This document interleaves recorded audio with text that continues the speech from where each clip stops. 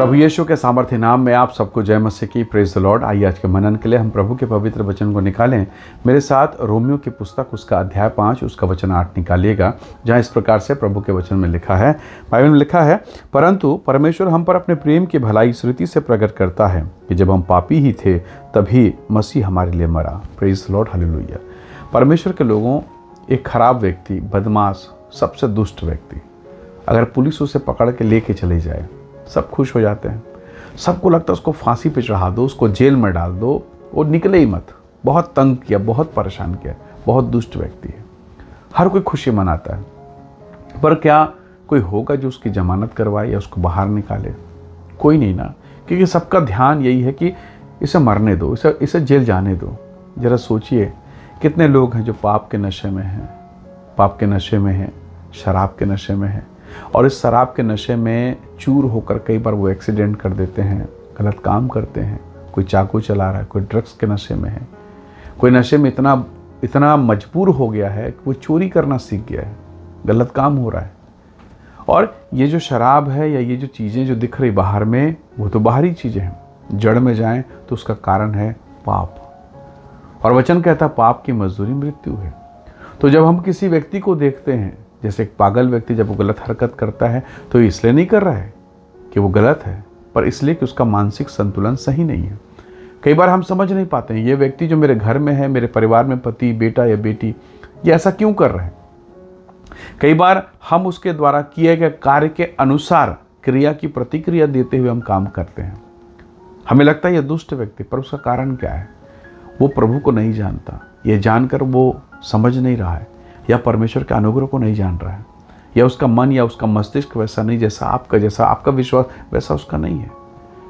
परमेश्वर के वचन में लिखा है, परमेश्वर ने हमसे तब प्रेम किया जब हम पापी थे। तो क्या हम उन लोगों से प्रेम कर सकते हैं जो पाप का जीवन बिता रहे हैं? आपको मालूम है, आपके कलीसिया में कई ऐसे लोग होंगे जिनका आत्मिक जीवन आपके बराबर नहीं है। हो सकता है आपके पति का भी जीवन आपके बराबर ना हो, आपके भाई या बहन का। फिर भी क्या आप उनसे प्रेम कर सकते हैं? फिर भी क्या आप उनको माफ़ कर सकते हैं? ये परमेश्वर ने मेरे साथ किया, आपके साथ किया। वचन कहता है, जब हम पापी थे तो उसने इतना प्रेम किया कि वो मर भी गया हमें बचाने के लिए। तो क्या इस संसार में, आपके आस पड़ोस में, आपके कलीसिया के भीतर, चर्च के भीतर में, क्या आप उन लोगों को देख पा रहे हैं जिनका जीवन पाप में है, जिनका जीवन गलत बातों में है? क्या आप उनसे प्रेम करके उन्हें यीशु का समाचार सुना सकते हैं? क्योंकि परमेश्वर ने मुझसे प्रेम किया, आपसे प्रेम किया।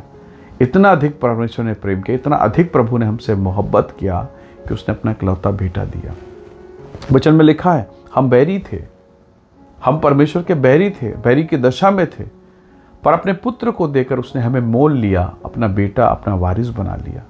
तो प्रभु के लोगों, परमेश्वर का प्रेम अद्भुत है, और वही परमेश्वर अगर आपके भीतर में है तो वो असर करेगा।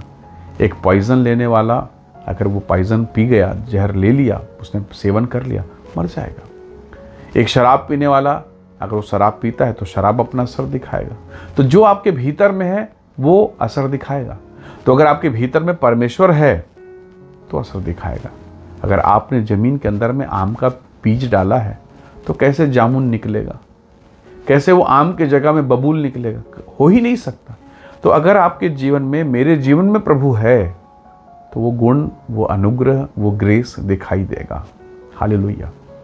आज आपको और मुझको, हमारे घर को, हमारे परिवार को परमेश्वर के प्रेम की आवश्यकता, क्योंकि चारों तरफ वो लोग जो नाश हो रहे हैं, जो पाप में है, अंधकार में, वो हमारे चारों तरफ है। और अगर एक प्रेम करने वाला हृदय, एक बचाने वाला हृदय ना हो, ये सब नाश हो जाएंगे। और ये जिम्मेदारी परमेश्वर ने आपको दी है। जैसे प्रभु यीशु मसीह ने जिम्मेदारी ली, उसने अपना सर्वस्व दिया और हमें मोल लिया और पिता के सम्मुख में खड़ा कर दिया। हालेलुया।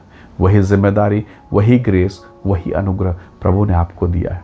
इसलिए आप जिस भी चर्च में हो, जिस भी कलीसिया में हैं, जिस भी जगह में आप आराधना करने के लिए प्रभु को जाते हैं, जिस नगर में आप रहते हैं, उस जगह पर आपको ज्योति बनना है। उस कलीसिया पर आपको महिमा का पात्र बनना है, ताकि आपके जीवन से प्रेम दिखे, प्रभु का प्रेम, पवित्रता का प्रेम, ताकि बाकी जो कमज़ोर हैं, जो लाचार हैं, जो पापी हैं, वो बचा लिए जाए। प्रभु ने हम सब के लिए अपने आप को दिया है। हालेलुया। हम सब के लिए अपने आप को दिया, क्यों ना हम अपने आप को दूसरों के लिए दें, ताकि हमारे जीवन के द्वारा प्रभु के पवित्र नाम की महिमा हो। ये रास्ता, ये मार्ग कठिन है, असंभव नहीं है, बहुत अड़चने हैं, बहुत बाधाएं हैं, पर ये मुश्किल नहीं है। प्रभु सहायता करेगा, उसका अनुग्रह मिलेगा। हालेलुया। तो प्रभु जो अनुग्रह जिसने आपको दिया, जो प्रभु ने जो ग्रेस आपको दिया, उसे इस्तेमाल कीजिए। निसंदेह प्रभु आपको बहुतों के लिए आशीष का कारण बनाएगा। इस वचन के द्वारा प्रभु हमसे बात कर रहे हैं, इस वचन के द्वारा परमेश्वर आपसे भी बात कर रहे हैं। निसंदेह ये वचन आपके और मेरे जीवन के लिए आशीष का कारण होगा। आइए दुआ करें, प्रभु के नाम की महिमा करें।